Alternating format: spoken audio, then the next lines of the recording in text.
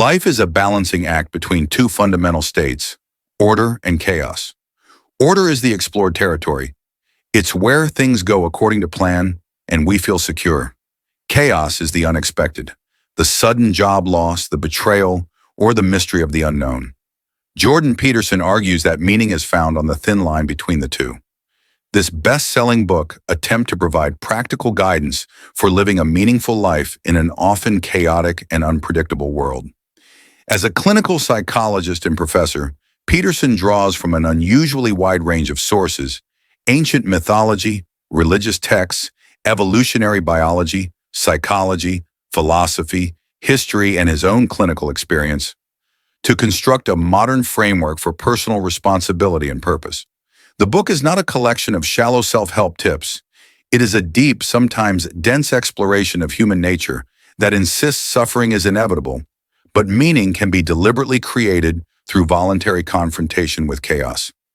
Peterson opens with a powerful metaphor. Life resembles a turbulent ocean full of unseen dangers, yet we can learn to navigate it. He argues that chaos represents everything unknown and threatening, while order is the structure we impose through courage, truth, and responsibility. The 12 rules that form the book's backbone are not arbitrary commandments. Each one is explored in a long, essay-like chapter filled with stories, scientific evidence, mythological analysis, and personal reflection. Together, they form a call to stand up straight, both literally and figuratively, and take active charge of your existence. Rule 1. Stand up straight with your shoulders back begins with an unexpected comparison. Lobsters. These ancient creatures have nervous systems that regulate posture and dominance through serotonin, much like humans. When a lobster wins a territorial fight, it stands taller and more confidently. The loser slouches and withdraws. Peterson uses this to illustrate that posture is not superficial. It signals status to others and influences how we feel about ourselves. Standing tall literally changes biochemistry and invites respect, while slouching invites defeat. The rule urges readers to voluntarily adopt the physiology and attitude of competence, even before they fully feel it. Rule 2.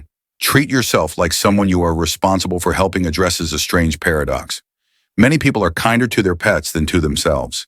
They faithfully follow veterinary advice for a dog, but ignore prescriptions for their own health. Peterson traces this self-neglect to deep feelings of unworthiness, often linked to awareness of our own moral failings, echoing the biblical story of Adam and Eve's shame. He insists that self-compassion is not indulgence, it is a moral duty. By caring responsibly for ourselves, through diet, exercise, sleep, honest self-reflection, and boundaries, we become better able to care for others. Rule 3. Make friends with people who want the best for you warns against the destructive power of toxic social circles. Drawing from his own youth in a rough Canadian town, Peterson describes how bad company can pull even capable people into addiction, despair, and mediocrity.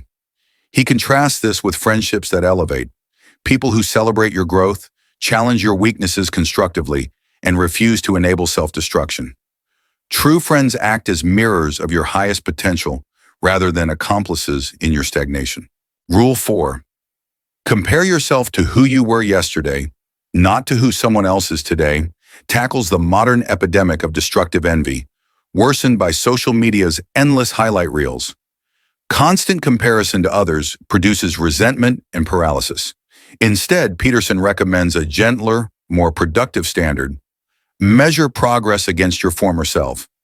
Small, consistent improvements, cleaner room, better habits, one new skill, create a compounding sense of agency and meaning.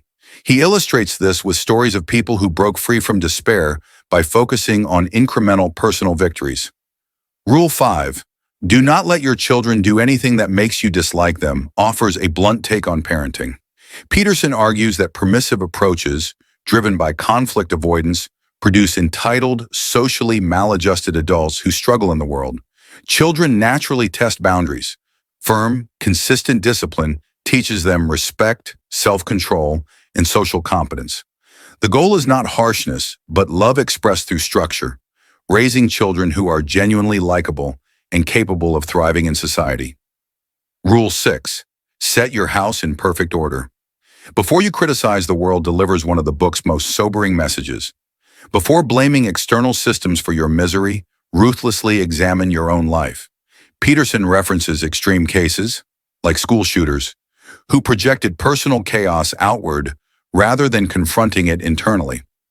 The simple act of cleaning your room becomes a powerful metaphor for ordering your immediate domain before attempting to fix larger problems. Personal responsibility must come first. Rule 7.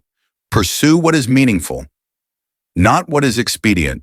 Contrast short-term pleasure with long-term value.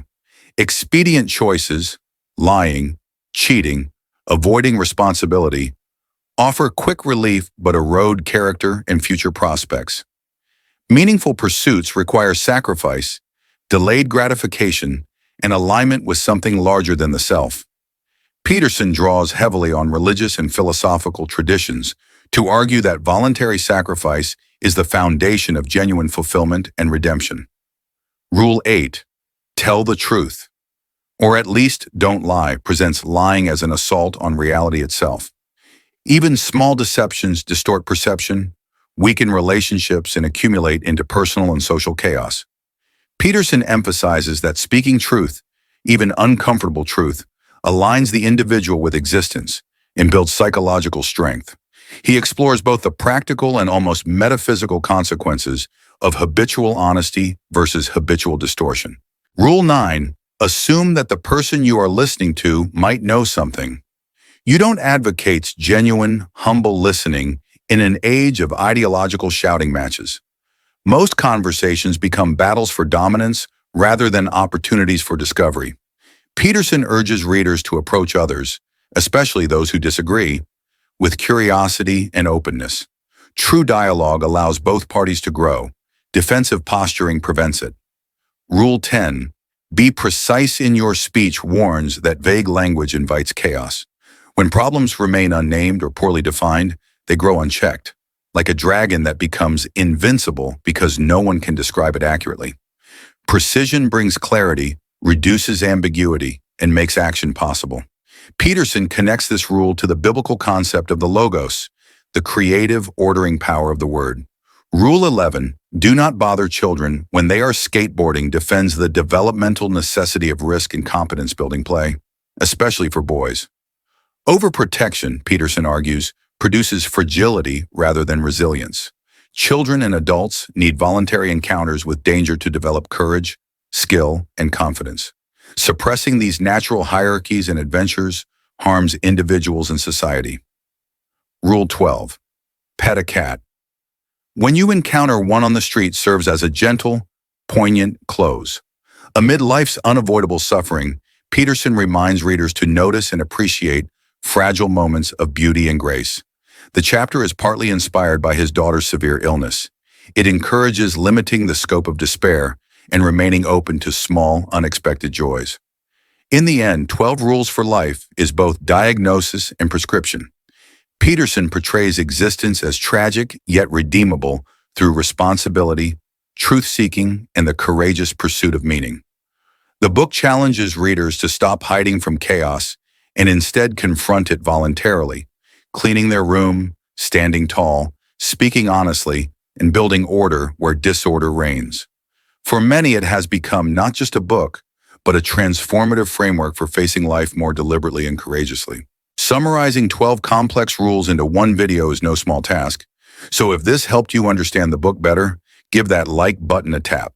It really helps the channel. And if you don't want to miss our next deep dive into the minds of the world's greatest thinkers, make sure you're subscribed with notifications turned on. You don't want to miss what's coming next.